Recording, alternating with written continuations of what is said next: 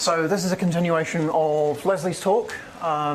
Leslie talked about kind of the fundamentals of approximate counting and what goes on, and I'm going to talk about applying all of that stuff to constraint satisfaction problems.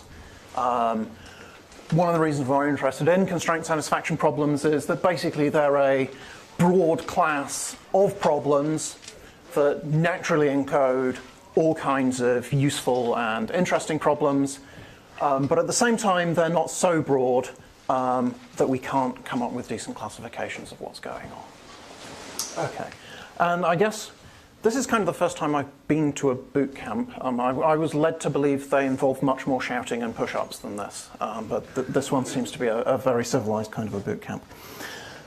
Okay, so this is just a bit of revision from Leslie's talk. So the notion of approximate counting that we're going to be interested in is the fully polynomial time randomized approximation scheme. So that is a randomized algorithm from a function which takes some kind of a string as an input, so some instance of some problem, to real numbers, and for the time being I'm not going to really worry about what kind of numbers. The input to this algorithm is going to be an instance of the problem that we want to solve, the thing that we want to count, and an error tolerance epsilon.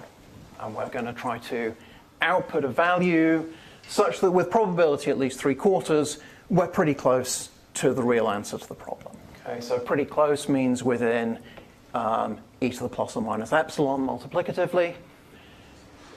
This figure 3/4 is the standard figure that always gets used. You might be worried that that's not a very high probability, but we can always just do it again and again and again and take the median or something like that. So the specific value of 3/4 isn't very important. We'll get the same notion of approximation, more or less whatever fraction we use there. And the requirement is, for the polynomial time part of this, is that our algorithm is going to run in polynomial time in the size of the instance, and also polynomial in 1/epsilon. So if you want a more accurate answer, I'm allowed to spend a little bit longer giving it to you. And the notion of Yep. Just to clarify, the running time is actually deterministically polynomial. It's not in expectation. Yeah. Okay, and the notion of reducibility that we'll use between problems is AP reducibility. Leslie gave a brief hint at the definition of that in her talk. I'm going to give an even briefer hint. Basically, the point of AP reducibility is that if you've got an f-pras for a function f, and f is AP reducible to g, other way around. Oh, sorry, I always get reductions the wrong way around. G is AP reducible to f, then I can use the f-pras for f to give an f-pras for g. Okay, and that's as much detail as we're going to need in this talk. Okay, I also need to set up constraint satisfaction problems for you. So constraint satisfaction problems run as follows. We're going to have a bunch of variables. We want to assign values to those variables in a way that satisfy a bunch of constraints that we've been given. Okay. So the values that we're going to assign to those variables come from a finite domain D, which we're going to treat as fixed. A constraint looks like this. It specifies one of the relations in the constraint language and a set of variables that are going to be constrained by that relation. Okay. So an assignment of values from the domain to the variables is a satisfying assignment if for every constraint of this form, the values that we assign to these variables x1 up to xk are values that give you a tuple in this relation R. Okay, so you can think of R as being a list of values that these variables x1 up to xk are allowed to take together in combination. And the counting constraint satisfaction problem for a constraint language gamma is I give you an instance, so a set of variables and a bunch of constraints, where all of the relations in those constraints are relations in gamma. And we ask, how many different satisfying assignments are there? And it's important to note that we treat gamma, the constraint language here, as being a parameter to the problem. Okay, so we'll fix gamma, and then we'll ask about the complexity of counting assignments to instances of CSP gamma. Okay, so for an example, 3SAT is a constraint satisfaction problem. So you could have probably figured that out from the informal definition, where I just said, well, we have a bunch of variables. Sure, 3SAT has a bunch of variables. We've got to assign values to those variables. Sure, 3SAT, they're called true and false. The constraints in 3SAT are expressed as logical clauses, so we just need to translate those clauses into relations. So I'm going to use 0 for false and 1 for true as usual. We can have up to permutations 4 different kinds of clauses in a 3SAT instance. Either all of the literals in the clause are positive, or there's 1 negative, 2 or 3 negative ones. Now, to satisfy a clause like this, where every variable appears positively, well, any assignment will do, except 1, the assignment that makes everything false.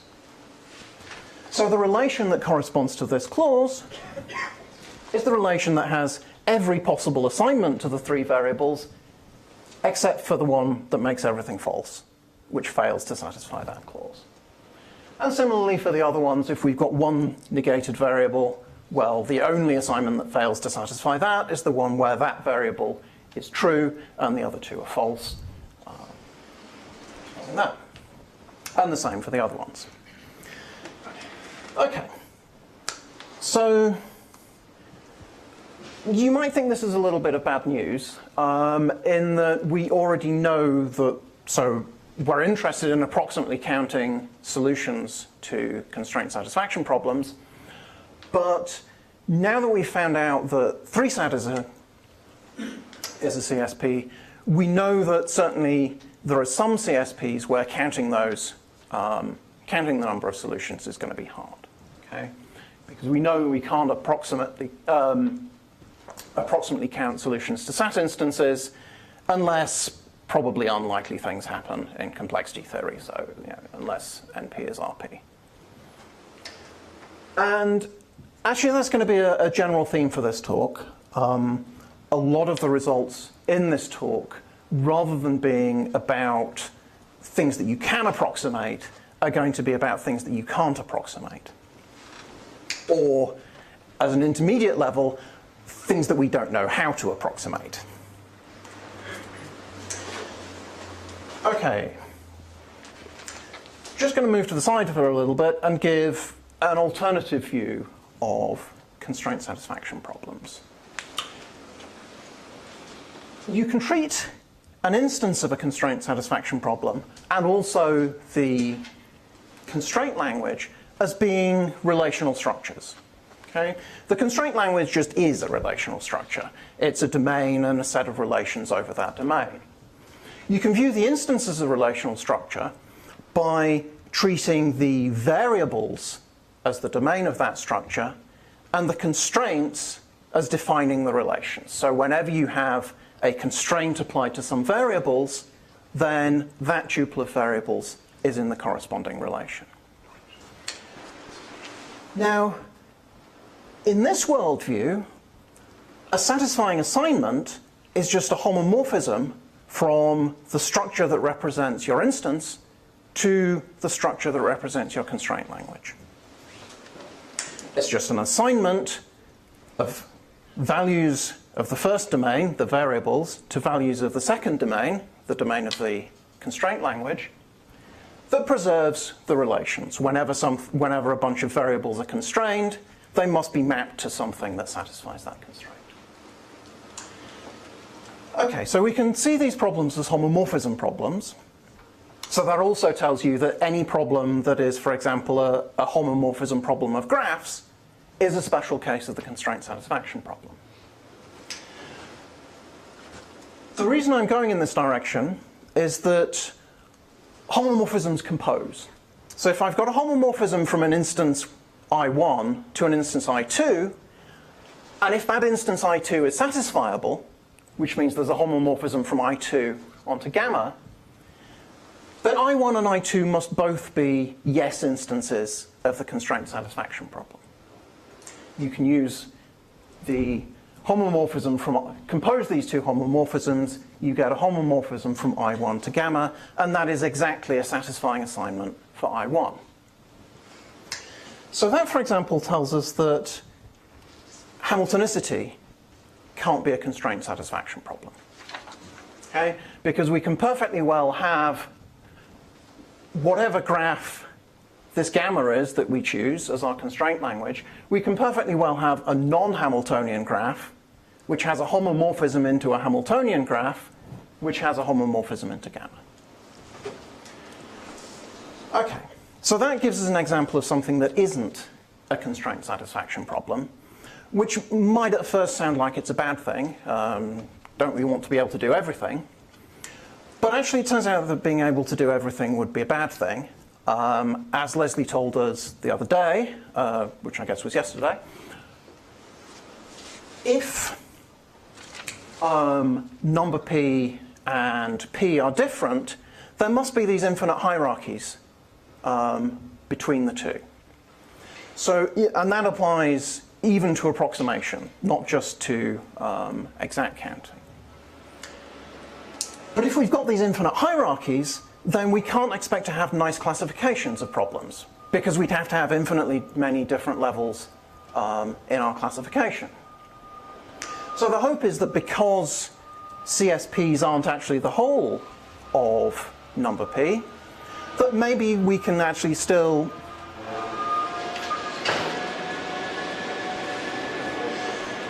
So the hope is that since CSPs aren't the whole of number p, maybe we'll get lucky and we'll avoid these infinite hierarchies, and maybe we can get some nice classifications. And in fact, we can. Okay, so I'm not going to steal Xichen's thunder, so I will state this theorem very vaguely because I believe she's going to talk about it later. But for any fixed constraint language gamma, if you're interested in exactly counting the number of satisfying assignments to gamma, there are two options. Either you can do that in polynomial time, or the problem's number p complete. That depends only on the structure of gamma, and every gamma falls into one of these two classes. I'm not going to give you any more details. That will come later, I assume. Okay. So instead, we're going to talk about approximate counting. So I gave you an example of number 3 sat, which was an example where the domain had just 2 elements.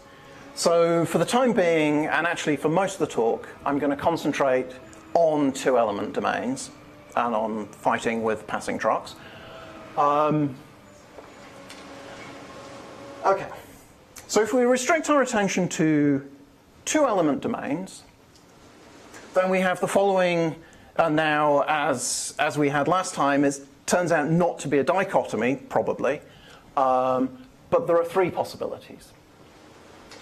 So, depending on the structure of the relations in the constraint language, the complexity of approximating the number of satisfying assignments to an instance can have one of three values. It's either doable exactly as it happens in polynomial time, or it's equivalent to counting independent sets in bipartite graphs, which is this central problem in approximate counting that seems to come up everywhere. Or alternatively, it's as hard as it can get it's AP interreducible with counting satisfying assignments to stat instances. Okay, so what are the criteria for this? So a relation is affine if it's just a set of solutions to a bunch of linear equations over the two-element field. Okay. If you have a set of such of relations that are just solutions to linear equations, it turns out that you can use something like Gaussian elimination, and you can count exactly the number of solutions to a set of equations in polynomial time. The other two cases are a little bit more complicated. So, if all of the relations that you're given in your constraint language can be defined by a conjunction of predicates on your variables, where each predicate is either this variable has value 0, this variable has value 1, or it's Boolean implication between those two variables. Okay? If you can define all of your relations in your constraint language using a logical formula of that kind, then approximately counting satisfying assignments to your instance, to any instance of that constraint language, is AP interreducible with counting independent sets. Otherwise, so if you can't define it using implication and pins to 0 and pins to 1, then we're equivalent to sat. Okay, so I'm going to go through some of the proof of this. So, first of all, I'm going to show that we can reduce counting independent sets in bipartite graphs to a constraint satisfaction instance where the only relation that we use is Boolean implication. Okay, so I'm going to write imp for the relation that is those Boolean values that imply each other. Okay, so we've been given some kind of a graph. We've got vertices on the left. We've got vertices on the right. And we've got some collection of edges between them. We want to know how many independent sets there are in this graph. Okay, so the key point about this implication relation is that there's exactly one thing that it forbids. Okay, if I relate x and y with implication, they can take any values except x can't be 1 with y 0. Which is kind of like what happens with independent sets. Okay? If I want to decide whether two vertices, say this one and this one, are in or out of the independent set, well, I can make any choice I want, except for one, the choice where they're both in. Okay? So if we take this graph and rewrite it as a constraint satisfaction instance by putting an implication constraint from left to right on, slightly disturbing, I've just disappeared off the screen. Oh, just appeared on the screen. Oh, I see why.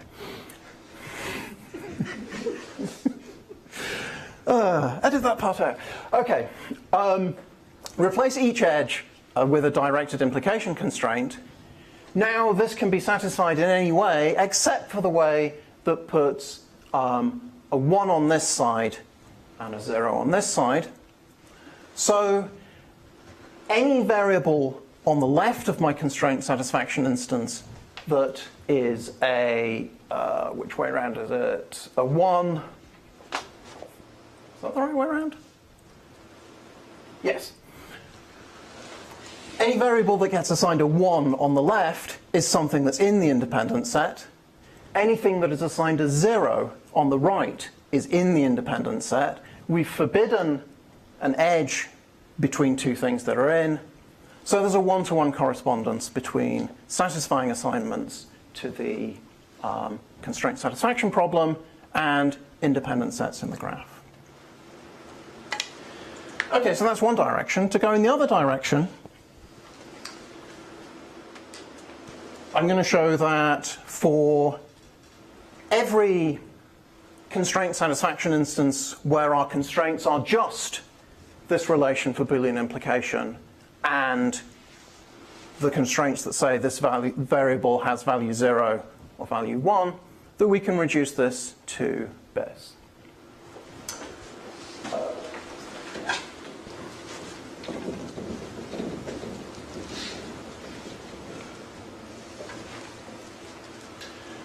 Okay.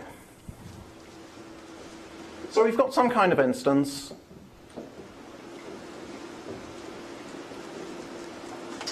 with a set of variables. And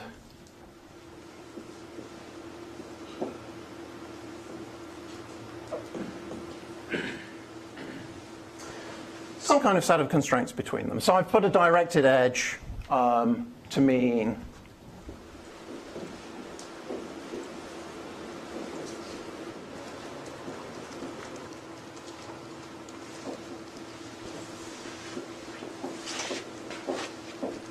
that there's a constraint that x implies y.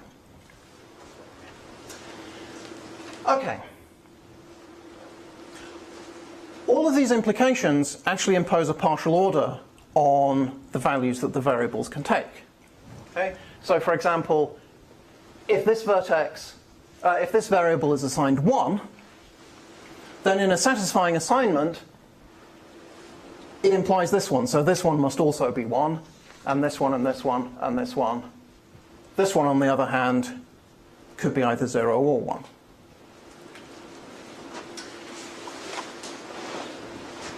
There are a couple of other things that can happen. Let me, if we add an edge back there. It could be that we have cycles in our implication graph. So now we're not defining a partial order anymore. Well, that's okay, because if x implies y, and y implies z, and z implies x, then in fact the value taken by these three variables must be equal.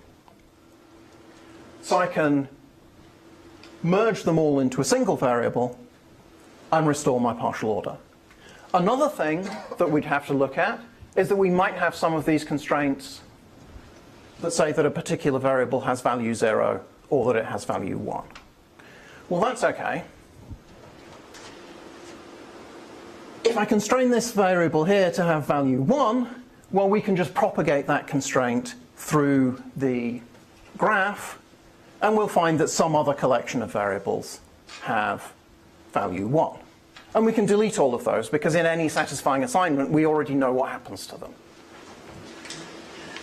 Conversely, if, for example, this variable must be equal to 0, well, this variable is implied by this one. So this one must be 0 as well, and so must everything above it. So again, we can process the graph to remove all of the constraints that say that a variable must be equal to 0. By the time we've done that, we will end up with a partial order. And now satisfying assignments correspond to downsets within that partial order, and we already know that counting downsets in a partial order is exactly equivalent to counting independent sets in a bipartite graph, approximate. Okay, so that establishes the reduction there. Now, I'm cheating, I'm afraid, because what I told you back here is not that every relation is one of these three things, which is what I proved on the following slide, or the previous slide, whichever way around you're thinking about it. I said it's defined by a conjunction of them. So that's not quite enough. I've argued that if I have exactly those three predicates, I'm equivalent to this. Okay. So, in particular, our constraint language can contain all kinds of constraints, all kinds of relations defined from those three predicates, but maybe it just doesn't include imp. Maybe we were unlucky. Okay. If we don't have imp given to us as a relation in our constraint language, what we need to do is somehow make it. Okay. So we'll make it using gadgets, and I will show you how to do that. Okay. We might also need to make these two guys. So I'll give you a brief hint about how to do that. Suppose one of your relations in your constraint language contains a position, and we may as well say the first one, where, which way around am I going?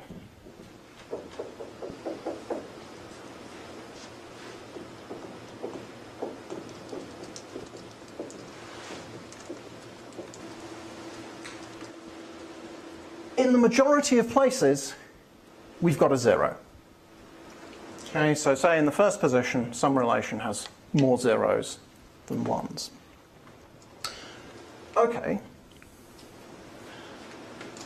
So if we add a whole bunch of constraints, so if we call this relation R,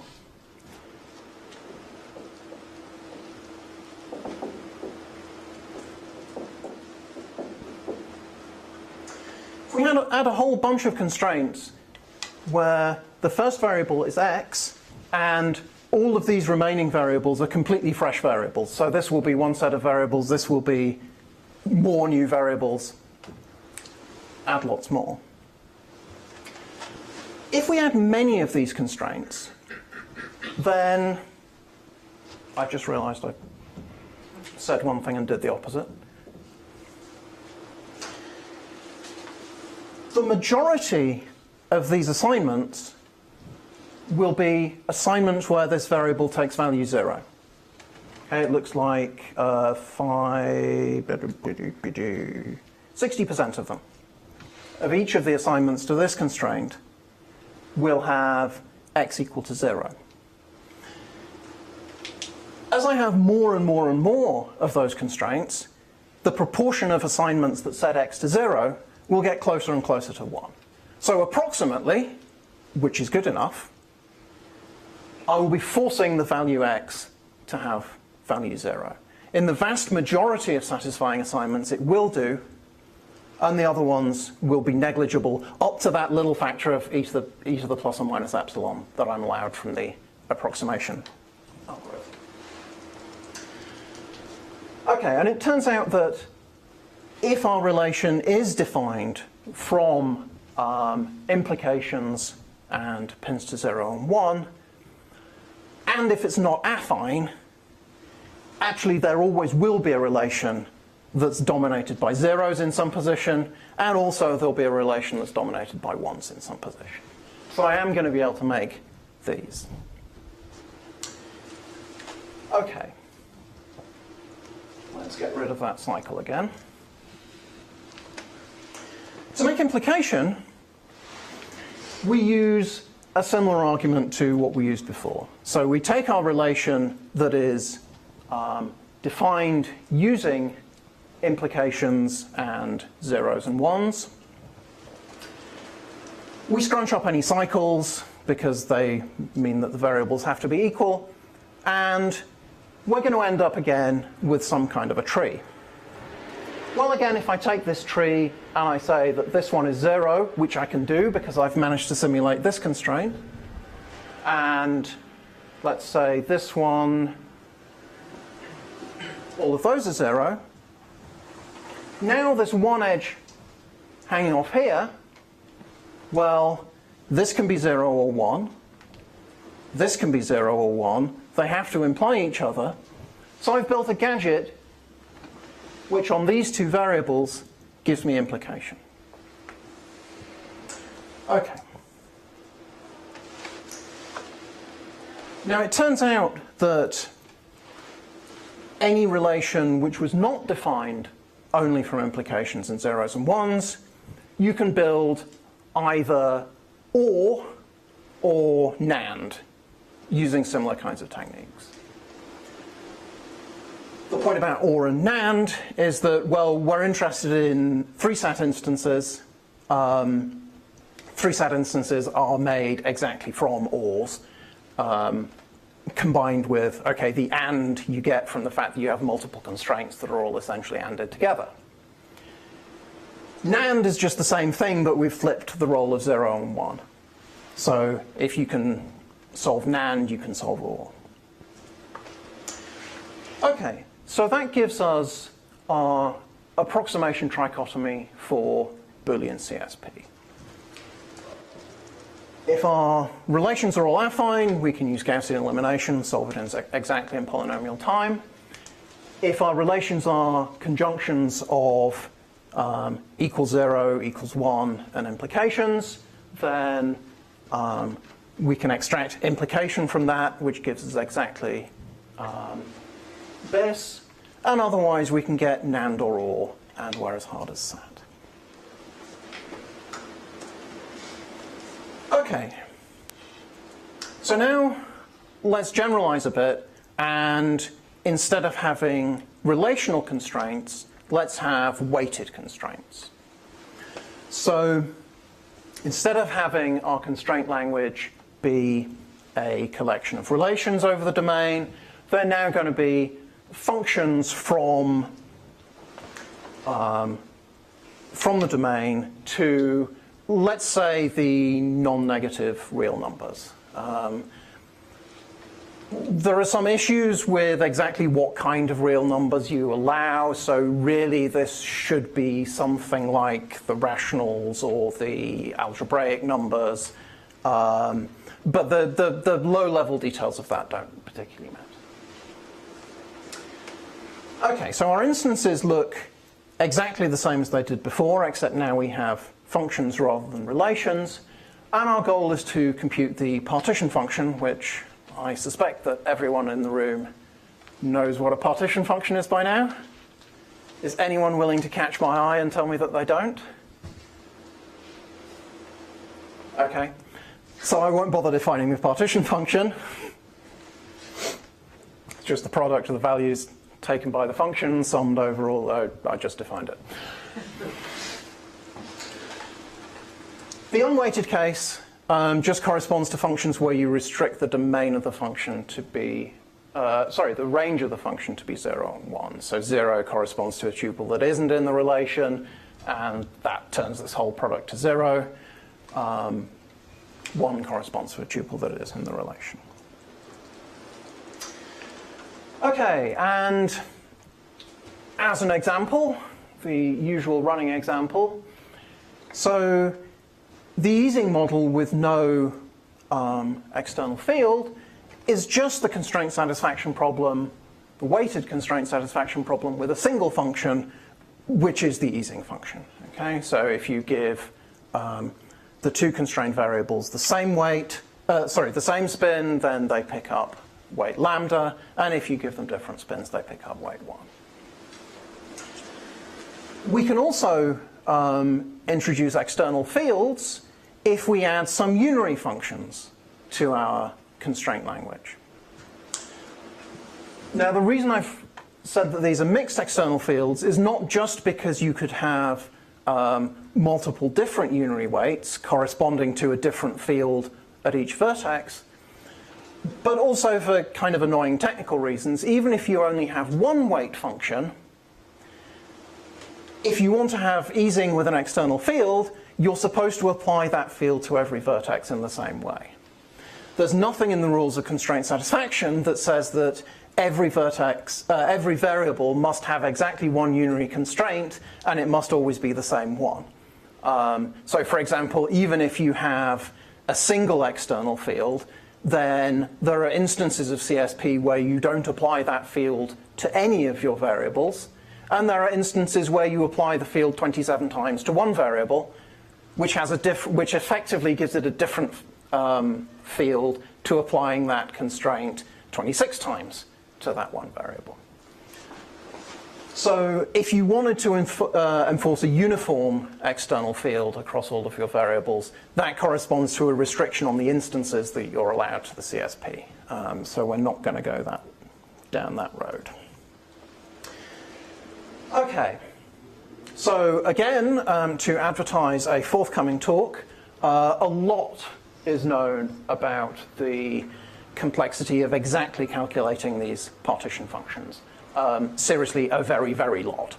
I defined the weights to be weights to non-negative real numbers. In fact, we now know dichotomies for CSP out to complex valued weights, which is some seriously impressive stuff. Okay. I'm going to talk about approximation still, so I'm not going to go down the route of exact counting. As we saw in even the Boolean case of unweighted CSP, the complexity depends very much on what functions you can express using the functions that you're given in your constraint language. So for unweighted CSP, it was all about, can I define the implication relation, in which case I'm going to be equivalent to bis, or I'm going to be at least as hard as bis. Can I define or NAND, in which case I'm going to be equivalent to SAND. Okay. So in the world of weighted CSP, we're interested in what functions we can define from the functions we're given. And the way we look at that is through functional clones. So a clone is basically a set of functions that is closed under some operations, and those operations correspond to definability. So for example, if I have two functions f and g, and I apply them to the same pair of variables x and y, I'm essentially defining a new function which is the product of the values taken by f and g. That comes about just because of the way the partition function is defined. The thing that we calculate is products of constraints.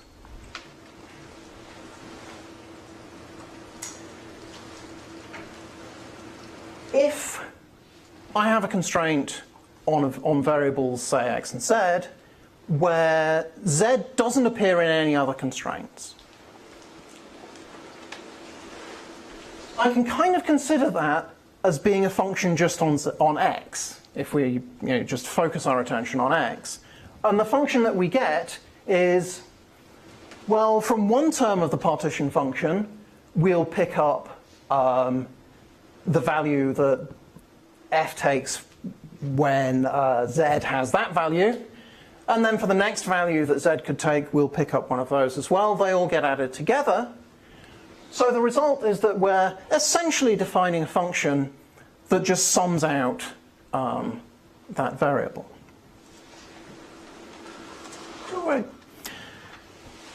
Also, just a kind of a little bit of bookkeeping, if I give you a binary constraint, you can also, if you like, imagine that that's, say, a ternary constraint that just doesn't constrain one of the variables. So we can define functions of hierarchy. And this one, which might look a bit odd, how on earth are you going to define limits in a constraint satisfaction problem? Well, it corresponds more to the reductions between instances than to the instances themselves. For example, here, what I did was I took essentially a sequence of instances where I add more and more and more of these constraints, with the goal of getting sufficiently close to forcing a particular feature of my solution set. The nice way to analyze that is in terms of limits, which is exactly the concept of something getting sufficiently close. Okay. So a clone is just a set of functions closed under all of these operations. A particular class of functions that we're going to be interested in are the log-supermodular functions. Okay, so these are functions from Boolean functions where for any potential arguments x and y, we have this equation holding. So the value of the function at x or y times x and y is at least as big as the value at x times the value at y. If our function takes no arguments at all, so it's just a constant, then this is trivial, right, because all four terms of the thing are equal. If our function only takes one argument, then again it's trivial. If these are 0 and 1, then these two are 0 and 1. And if these are both the same, then these are both the same. So any nullary or unary function is going to be log-supermodular. But lots of interesting functions are log-supermodular too. Our good friend implication. So, and this is proof by example. You'd have to, do need to look at all of the possibilities, but this is really the only interesting one. If I take my two inputs, x as 0, 1, and y as 1, 0, well, if you do the arithmetic, you get the left-hand side is 1 implies 1 and 0 implies 0, both of which are true. The right-hand side is this term comes out at 1, but this term is 0 because 1 does not imply 0. Okay, so that's an example of a log-supermodular function. Another example is ferromagnetic Ising. Again, proof by the same choice of x and y. These are the both equal pairs, so we pick up a lambda squared, and these terms are both 1. On the other hand, anti-ferromagnetic, well, okay, and this is greater than 1 because lambda is greater than 1. On the other hand, if we take anti-ferromagnetic Ising, then lambda is less than 1, so anti-ferro Ising is not a log-supermodular function. Okay. So in a moment, I'll explain why we care about these functions. First, I'm just going to build up some more things about these sets of interdefinable functions, if you like. Okay, so I'm just going to put angle brackets around a set of functions to define the least clone containing that set of functions. So that is just the closure of the functions in F under our operations for definability. And remember, our operations for definability correspond to how you would build a gadget. Okay. We call a clone conservative if it contains all possible unary functions. Okay, so all functions from your domain to the non-negative real numbers. And conservative clones are going to play a very important part in what comes up, partly because they're the clones we really understand. A couple of facts about clones. It turns out that if you have a function which you can't define just using disequality and unary weights, then you can define the implication function using that function. Okay, that's kind of similar arguments to what we did earlier. And another useful fact is that if you have a function that's not log-supermodular, then actually you can define all possible functions using just that one function, using the clone operations that we gave. Okay, so where do these ideas get used? So I've described this as an approximate theorem about approximation, because the phrasing here is rather loose, but I wanted to show you it in this version first, because this is kind of the kernel of truth, and this is the one that you would understand. And if I show you the real version, which I will do in a minute, if I showed you that first, you wouldn't run screaming out of the room, but you'd at least look away. Okay. So take any conservative constraint language, so that means we've got all unary functions available to us to use in instances. if the functions in there can be defined using only disequality and unary weights, so again, this is very similar to being a set of affine functions, but with weights added, then we can approximately count the number of satisfying assignments. If we can't, then approximately counting satisfying assignments is at least as hard as counting independent sets in a bipartite graph. And if not only that, but we've got a function that isn't even log-supermodular in there, then because we can use gadgets to define any function we want, in particular we can define functions that let us count satisfying assignments to sat instances. Okay, why have I said this is an approximate theorem? Well, if you remember way back in the day when I defined constraint satisfaction to you, I said this thing was finite, and this thing is not finite. This thing contains all possible functions from the domain to the real numbers, and there are quite a lot of those, and it certainly isn't a finite number. Okay, so the slight hack around, to be a little bit more formal, is to talk about finite subsets of those constraint languages. Okay, so what's really going on is that if your constraint language is defined from disequality and unary weights, then whatever finite subset of it you pick, we can approximately count solutions to that constraint satisfaction problem. Otherwise, there's going to be a finite sublanguage, at least one finite sublanguage, for which counting satisfying assignments is as hard as bis. And again, if there's some non-LSM function in there, then there's at least one finite sublanguage for which counting satisfying assignments is as hard as sat. Of course, I say at least one finite. There must be infinitely many finite ones as well, but that's not really important. Okay, all of that was for the Boolean domain. So I'm only assigning 0 and 1 to my variables. Why did I talk about that? Well, partly because it's slightly easier, and second, because actually it already contains almost everything that we have so far.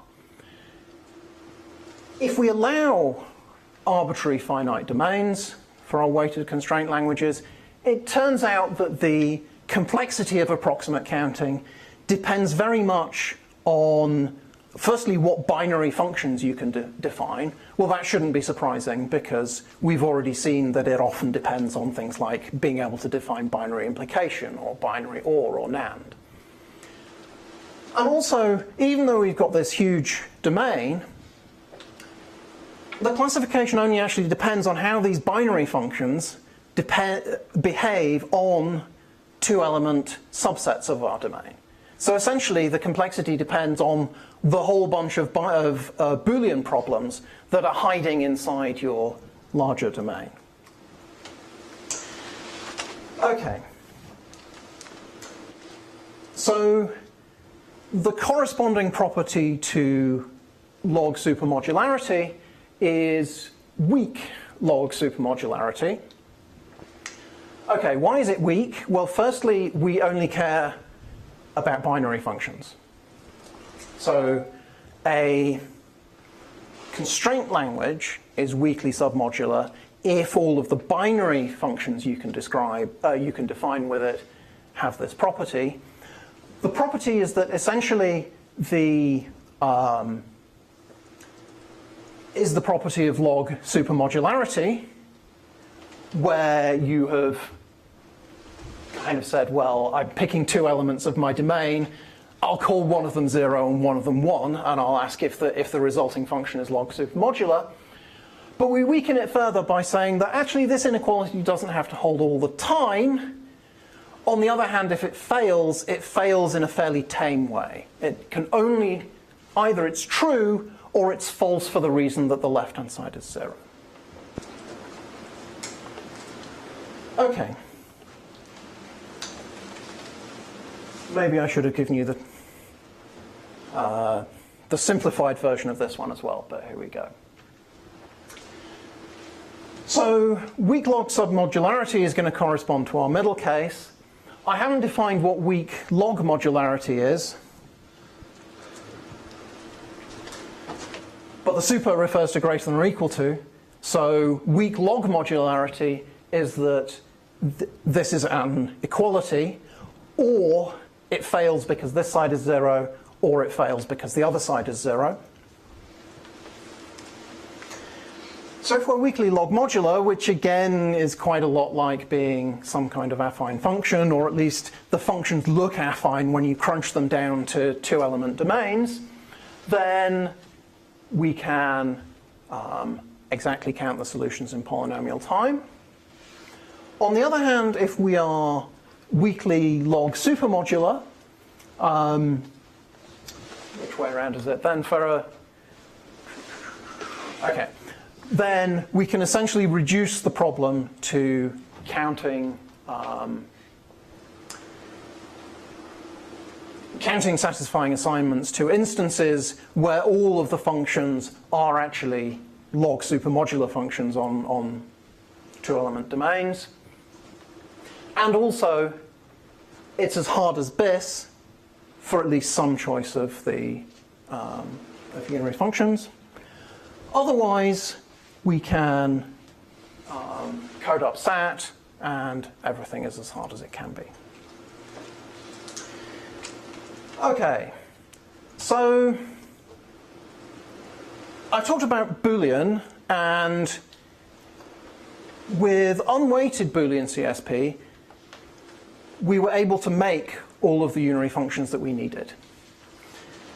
As soon as we moved on from to weighted CSP, we've always had this assumption tagging along with us that we're given as many unary functions as we want in our constraint language.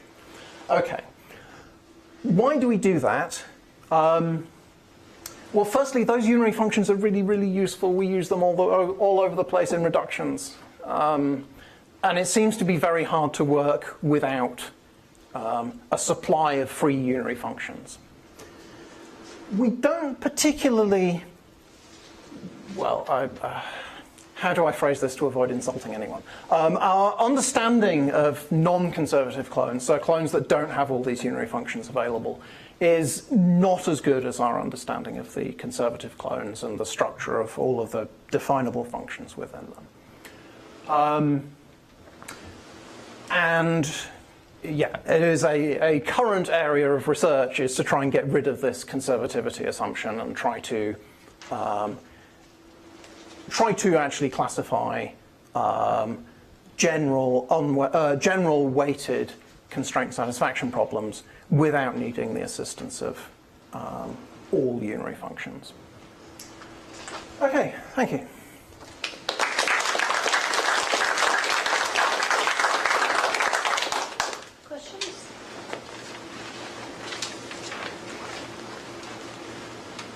Can you say something about the gaps in your previous slide? So you've got some open problems here, but I guess there's some lurking there as well. There are some lurking here as well. We don't know if these two cases are really the same. This one feels a lot like saying that you can solve it using BIS. This one says that you can solve BIS with it, but we're not at all sure. It would be nice if, for example, these were BIS equivalent.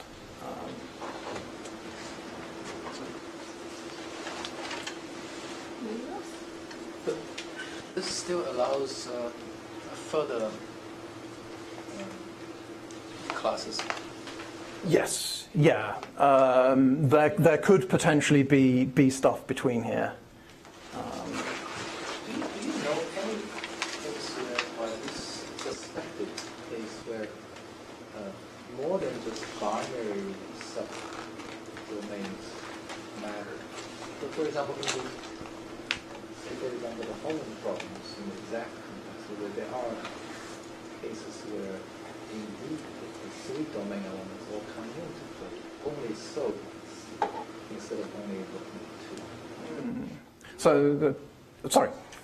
Do you know any such? So the question was, in this setup, it seems that we only care about binary functions on 2-element subdomains, whereas in Holland, Ginny says that there are cases where actually you need to look at 3-element domains to get the true behavior. I'm not aware of anywhere where we think that higher sized domains would be needed. Do you know any? But this is only conservative, right?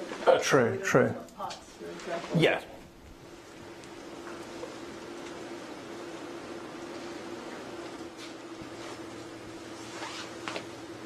Okay, so we'll resume at 3 o'clock then. Thanks.